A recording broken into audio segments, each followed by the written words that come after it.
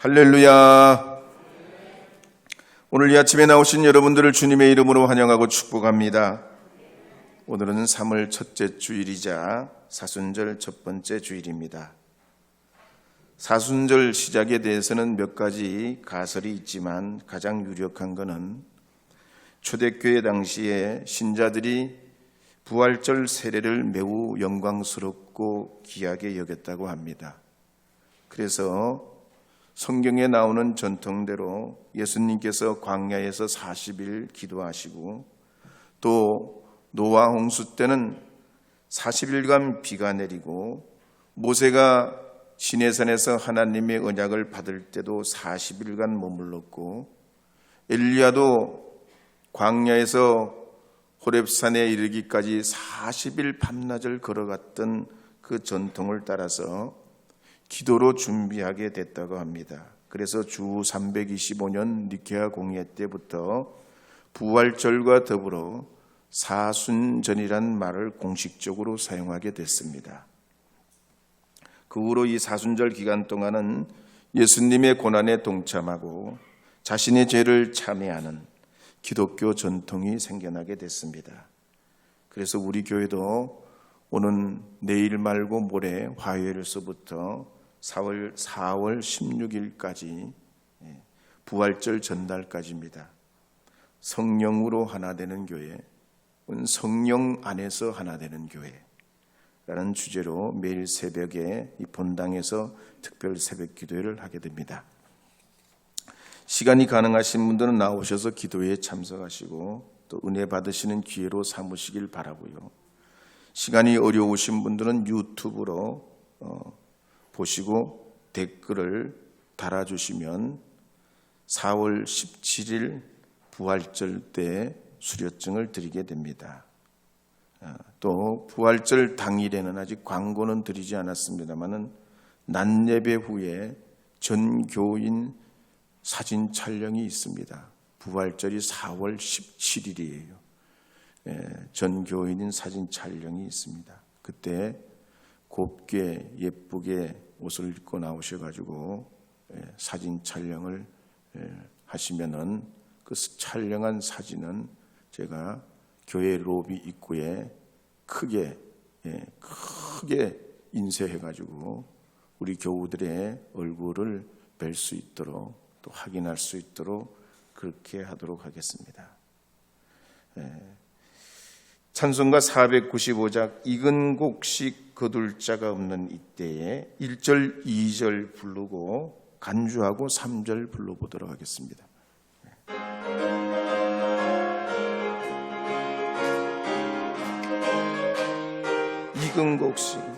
익은 곡식 거둘 자가 없는 이때에 누가 가서 거둘까?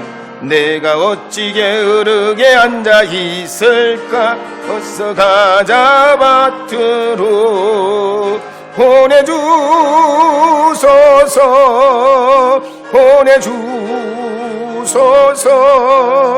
제단 숯불 내 입술에 대니 어찌 주저할까? 주여 나를 보내주소서.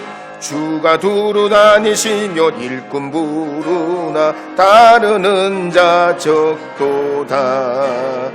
보라 주의 사랑하는 익은 곡식을 어서 거두러 가자. 보내주소서.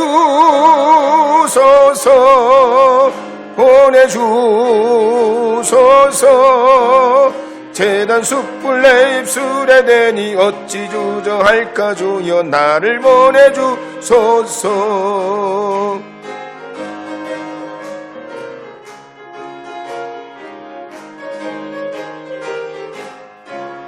주가 나를 부르시니 언제 어디나 기뻐 가서 이나리.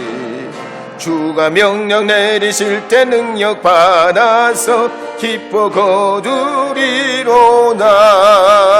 보내주소서.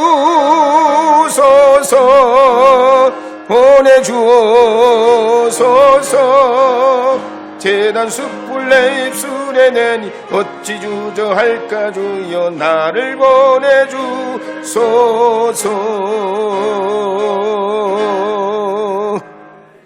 할렐루야. 모니터 볼륨을 조금, 방송실 모니터 볼륨을 조금만 올려주세요. 저는 오늘 사순절 첫 주일을 맞이해서 누가복음 4장 1절에서 13절 말씀을 중심으로 말씀으로 이기신 예수, 말씀으로 이기신 예수라는 제목으로 하나님의 말씀을 선포하려 합니다. 누가복음 4장 1절, 2절 말씀을 함께 읽겠습니다. 함께 읽겠습니다. 예수께서 성령의 충만함을 입어 요단강에서 돌아오사 광야에서 40일 동안 성령에게 이끌리시며 마귀에게 시험을 받으시더라. 이 모든 날에 아무것도 잡수시지 아니하시니 날수가 다함에 줄이신지라. 아멘. 본문 말씀에 보면 예수님께서 성령의 충만함을 입어서 요단강에서 돌아오셨다 그럽니다. 그리고 광야에서 40일 금식을 하시게 됐습니다. 그러니까 예수님께서도 세례를 받으실 때, 금식하실 때, 또 시험을 받으실 때, 갈릴리에서 복음을 전파하실 때도, 그리고 악한 귀신을 물리치실 때도 성령의 능력으로 행하셨다 기록합니다. 그래서 누가복음 4장 14절 말씀에도 보면 이렇게 기록하고 있습니다. 함께 읽겠습니다. 예수께서 성령의 능력으로 갈릴리에 돌아가시니 그 소문이 사방에 퍼졌고. 아멘. 이걸 보면요, 예수님께서도 모든 일에 성령의 은혜로 하셨다는 겁니다. 그래서 성령의 은혜는 우리가 받아도 되고 안 받아도 되는 게 아니에요. 성령의 은혜는 받되 충만하게 받아야 되는 줄 믿으시기 바랍니다. 우리나라의 대표적인 강이 한강, 낙동강, 금강, 섬진강이지요. 그런데 이 강물은 모두가 흘러서 어디로 갑니까? 바다로 갑니다. 물은 반드시 높은 데서 낮은 데로 흐르게 되어 있어요. 이것이 자연의 원리고 법칙입니다. 근데 바람 같은 성령은 그렇지 않지요. 넓은 곳에서 부는 것도 아니고 낮은 곳에서 부는 것만도 아니에요. 어디로부터 와서 어디로 가는지 모릅니다. 성령은 법칙도 없고 규칙도 없고 모양도 형체도 시간도 공간도 제한받지 않으세요. 성령의 역사는 그래서 2000년 전에 성경 시대에만 있었던 그런 역사가 아니고 오늘 이 시대에도 앞으로도 성령은 역사하시는 줄 믿으시기 바랍니다. 그러나 성령께서는 지성과 감성과 의지를 가지고 계시면서도 겸손하시고 인격적이세요. 자신을 드러내시지 않습니다. 인기를 바라거나 대접받기를 원하지도 않아요. 오직 성부와 성자를 증언하시고 우리가 성부와 성자 하나님을 알고 믿어서 하나님을 아버지라, 예수님을 나의 주님이라 부르도록 도와주시는 일을 합니다. 그래서 신약 성경에 보면 성령이라는 말이 93번 나오고 구약 성경에는 378번 성령이 나옵니다. 오늘 우리가 살아가는 시대가 어떤 시대입니까? 러시아의 푸틴처럼 말이죠. 어디로 어떻게 튈지 예측 불가능한 시대예요. 문화와 기술이 우리의 새로운 문명을 융합해서 만들어내고 우주항공 시대라 우리나라도 2030년에 달나라에 무인 우주선을 보낼 계획을 가지고 있습니다. 그럼에도 불구하고 우리 인간은 더 고립되고 더 고독해지고 더 우울해지는 시대가 됐어요. 문명이 발달하면 발달할수록 말이죠. 소득 수준이 높으면 높을수록 더 행복한 줄 아세요? 절대로 그렇지 않아요. 지난주에 신문에 보니까 넥슨 창업자, 이분이 서울대 컴퓨터공학을 하고 카이스트 대학원에 박사과정을 했고 한예종 대학에서 예술사 과정, 석사과정입니다. 이 석사과정도 하고 일본에 유학까지 했어요. 어렵게 힘들게 게임 산업에 뛰어들어가지고 기업을 20조 가치의 그런 위상의 세계적인 게임 업체가 되게 됐습니다. 근데 어떻게 해요? 며칠 전에 우울증으로 세상을 떴잖아요. 우울증의 끝이 뭐예요? 자기 목숨을 자기가 끊는 거예요. 남들을 위해서 그렇게 재미있게 어린이를 사랑하고 세상에 좀 더 어떤 그런 재미를 주려고 말이죠. 자기 인생을 던져서 했던 분이 이래요. 사람은 우리를 창조하신 창조의 영이시고 우리를 도우시는 성령이 도와주시지 않으시면 안 돼요. 우리의 위로가 우리 스스로 할 수 있을 것 같아요. 위로의 주님이 우리의 눈을 열어주시고 우리에게 만족을 주셔야 돼요. 사람은 고생한다고 죽는 게 아니에요. 힘들다고 자빠지는 게 아니에요.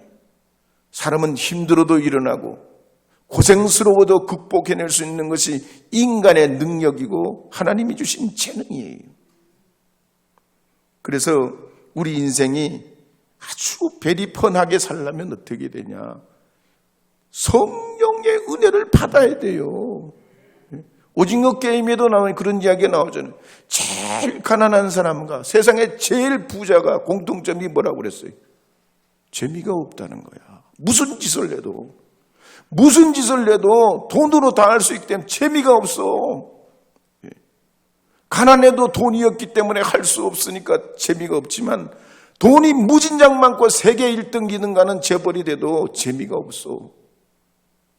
돈이면 다 되니까 너무 재미가 없는 거예요. 성령의 은혜 받아야 하는 줄 믿으시기 바랍니다. 위로의 성령님이시요 위로의 성령님이시요 우리 안에 계셔서 인도하시네 위로의 성령님이시요 주님의 위로가 있어야 돼요. 우리가 성령의 은혜로 주님의 위로가 있게 될 때 어떤 이러한 어려움도 이겨내고 견뎌내고 승리하게 될 줄 믿습니다. 그래서 사무엘상 10장 6절에 보면 사울왕 같은 사람도 성령으로 기름 부음 받았을 때는 전쟁을 앞두고 용기를 내고 힘을 얻었습니다. 난관이 있어도 바른 판단을 할 줄 알게 됐습니다. 출애굽기 31장 3절에 보면 이스라엘 백성들도 출애굽에서 광야로 나와서 어떤 것도 할 수 없고 해낼 수 없을 것 같을 때 성령께서 그들을 도우시게 될 때 지혜와 총명과 기술과 지식과 재능을 발휘해서 성막 공동체로 생활을 하며 나아가게 됩니다. 그래서 고린도전서 2장 10절에 보면 오직 하나님이 성령으로 이것을 우리에게 보이셨으니 성령도 모든 것 곧 하나님의 깊은 것까지도 통달하시느니라 그랬습니다. 살아계신 하나님이 믿어지고 주님이 나의 구주 되심을 성령께서 우리에게 부음과 은혜가 되게 하실 때 예수 안에서 하나님도 알게 되고 예수님이 주신 우리에게 구원과 영생도 우리 안에 내적 확신이 생겨가지고 죽어도 사는 신앙이 생기는 거예요. 죽어도 부활 능력을 갖게 되는 거예요.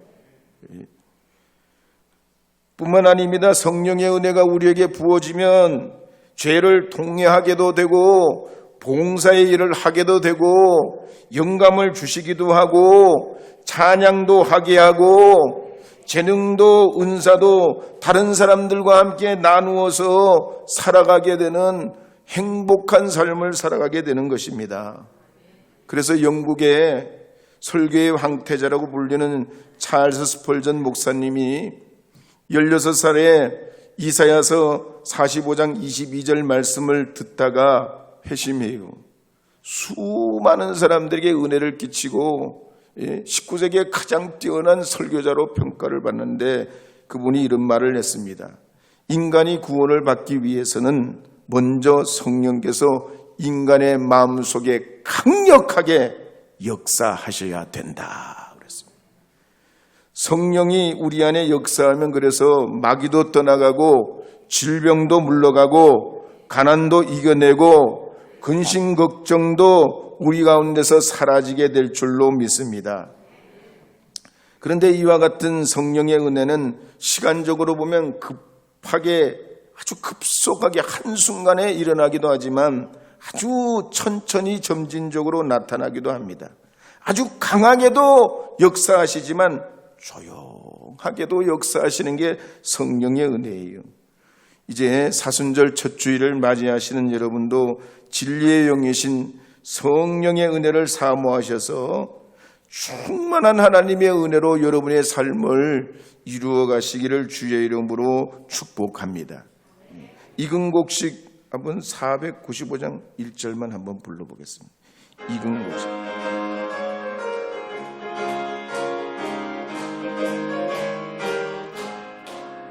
이근곡식 거둘 자가 없는 이때에 누가 가서 거둘까?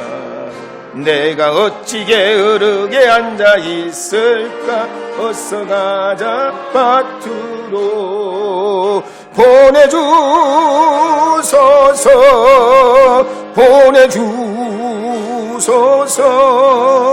재난 숯불 내 입술에 내니 어찌 주저할까? 주 나를 보내주소서.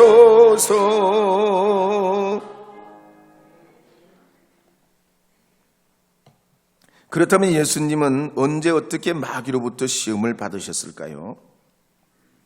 먼저 우리 구주 예수님께서는 성령 충만을 받으신 다음에 시험을 받으셨습니다.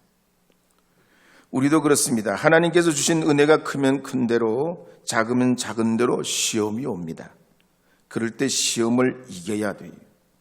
이겨야 은혜가 내 것이 되지, 그렇지 못하면 가진 은혜도 잃어버리게 됩니다. 그래서 여러분이 시험이 올 때는 지지 말고 반드시 이겨야 됩니다. 낙심하지 말고 이겨내야 됩니다. 우크라이나에 여러분 지금 전쟁이 일어났지만 참혹하고 어려운 그런 상황이에요. 근데 이때 지면 안 되는 거예요. 끝까지 싸워 이겨내야 돼요.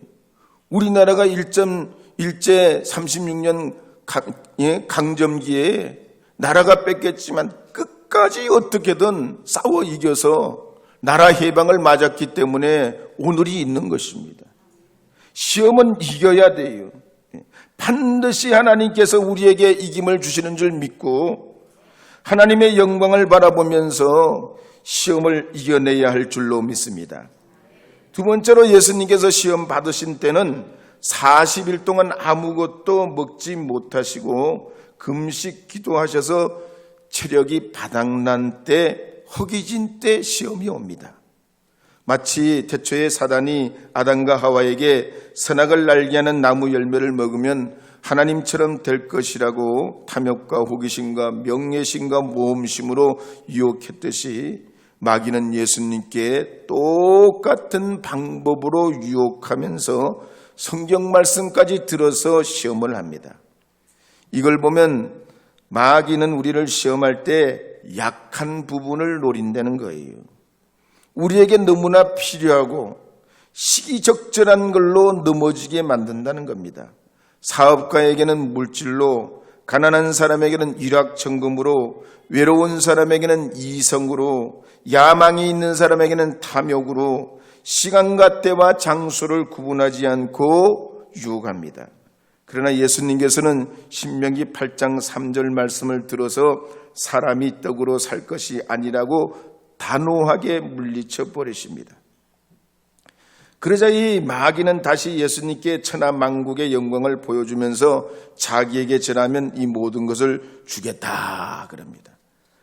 마치 창세기 3장 5절에 사단이 하와에게 너희가 그것을 먹는 날에는 너희 눈이 밝아져 하나님과 같이 되어 선악을 알 줄 하나님이 아심이라 그러면서 유혹을 했던 것과 같이 천하만국을 예수님께 보여주면서 자기에게 절만하면 세상 통치권과 그 영광을 주리라고 유혹합니다. 그때도 예수님께서는 신명기 6장 13절 말씀을 들어서 마귀의 시험을 완전히 물리치시는데 신명기 6장 13절에 보면 이렇게 기록이 되어 있습니다. 함께 읽어보겠습니다. 내 하나님 여호와를 경외하며 그를 섬기며 그의 이름으로 맹세할 것이니라. 오늘날도 수많은 신앙인들이 세상 권력과 명예와 영광을 얻기 위해 신앙을 사고 팝니다. 선거 때는 우상 앞에 절하고 제물을 드리기도 하고 영적 간음에 빠지기도 합니다. 그러면서 믿는 믿음을 마음속에만 있으면 된다고 합리화하면서 세상과 타협하고 음란한 고멜처럼 타락의 길로 갑니다. 그러나 야고보서 4장 4절에 보면 이렇게 말씀하는 걸 볼 수 있습니다. 야고보서 4장 4절 함께 읽겠습니다. 가늠한 여인들아, 세상과 벗된 것이 하나님과 원수됨을 알지 못하느냐? 그런즉 누구든지 세상과 벗이 되고자 하는 자는 스스로 하나님과 원수되는 것이니라. 아멘. 그러므로 여러분은 어떤 일이 있어도 이 사순절 기간 동안에 여러분의 지위나 명예나 물질보다 오직 주님으로 살겠습니다. 오직 주님 한 분에게 경배하길 원합니다. 오직 주님이 나의 왕이십니다라고 고백할 수 있기를 바랍니다. 어쨌든 이 영악한 마귀가 첫 번째도 두 번째도 예수님이 넘어지지 않으시니까 세 번째는 어떡합니까? 시편 91편 11절 12절 말씀을 인용해서 예수님을 예루살렘 성전 꼭대기에 세우고 이렇게 시험합니다. 시편 91편 11절 12절 말씀 함께 읽어보겠습니다. 내가 하나님의 아들이라면 여기서 뛰어내리라. 그러면 천사가 너의 발이 땅에 닿지 않도록 보호하리라. 이걸 보면요, 마귀는 성경 박사예요. 성경을 너무너무 잘 알아요. 마귀의 믿음과 건강한 믿음의 차이가 뭐예요? 마귀는요, 성경을 박사처럼 알지만 믿지는 않아요. 오히려 성경을 악용합니다. 그리고 예수님이 성전 꼭대기에서 투신 자살하도록 유혹하지요. 이 마귀의 지혜가 얼마나 높습니까? 보통 단수가 아니에요. 완전 식구단입니다. 그렇지만 이 마귀가 아무리 식구단이라도 예수님을 넘어뜨릴 수는 없어요. 왜냐하면 이 마귀가 그렇게 예수님을 시험해서도 예수님은 하나님 중심, 말씀 중심으로 마귀를 판단하고 물리치셨기 때문입니다. 우리는 여기서 마귀의 시험과 유혹을 받을 때 이기는 비결을 배울 수 있습니다. 하나님 말씀으로 무장하고 성령으로 주님 중심으로 사는 것이 우리가 이기는 이김의 비결인 것입니다. 그래서 웨슬리 목사님 표현에 의하면 이건 싱글라이라고 순수한 믿음을 가지는 거예요. 하나님을 하나님으로 알고 천국을 바라보면서 내 남편, 내 아내를 귀하게 여기고 내 자녀, 내 가정을 소중하게 생각하고 내 직장, 내 일터, 내 교회를 감사하며 하나님 앞에 믿음으로 살아가는 것입니다. 우리 주님 앞에 허락된 거 감사로 받고 귀하게 여기고 주님 주신 축복이고 선물인 줄 고백하며 아멘할 때 우리의 살아가는 삶에 주님 중심으로 주님 은혜로 살아가는 비결이 된다는 거지요. 우리 옆에 분에게 한번 인사합시다. 예. 참 장로님, 권사님, 집사님은 저에게 가장 소중한 분 중에 한 분이에요. 시작.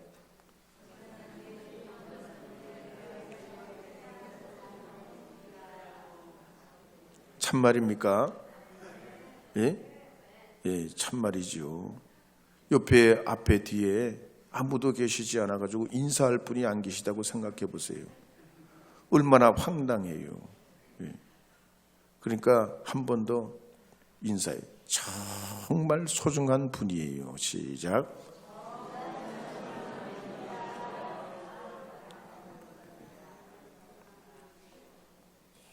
미국의 맨서르담을 만들어가지고 거부가 된 하이드라는 사람은 사업을 시작할 때 큰 빚을 졌습니다.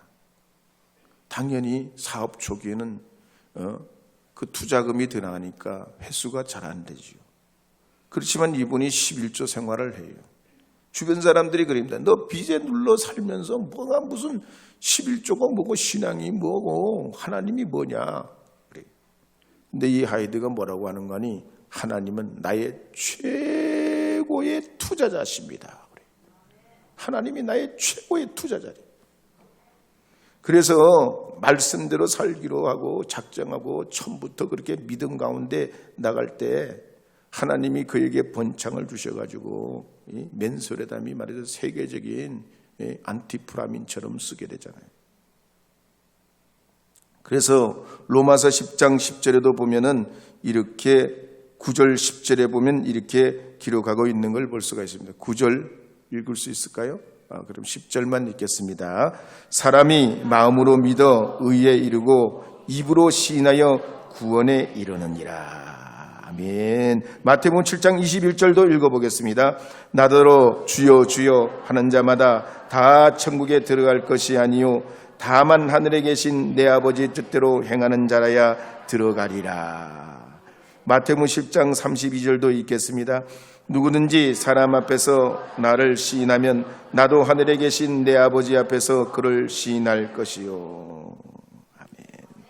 심리학자들이 말하기를 사람에게는 75가지 두려움이 있다고 그랬습니다. 에든버러 대학 심리학자 칼스테오도 말하기를 인간의 올바른 마음을 빼앗고 정신을 해롭게 하는 것이 있는데 그게 두려움이라고 그랬습니다. 미국의 헨리 비처도 말하기를 우리는 날마다 두 가지 손잡이를 잡고 사는데 하나는 두려움이요 하나는 믿음이라고 그랬습니다. 요즘 우크라이나 전쟁 때문에 마음이 편치 않아요. 대선을 앞두고도 이 나라의 미래가 걱정이 되고 염려가 됩니다. 그러나 히브리어에 보면 말씀이라는 건 두 가지 뜻이 있다고 합니다. 첫째는 말씀은 언어예요. 또 다른 하나는 이 말씀은 이벤트입니다.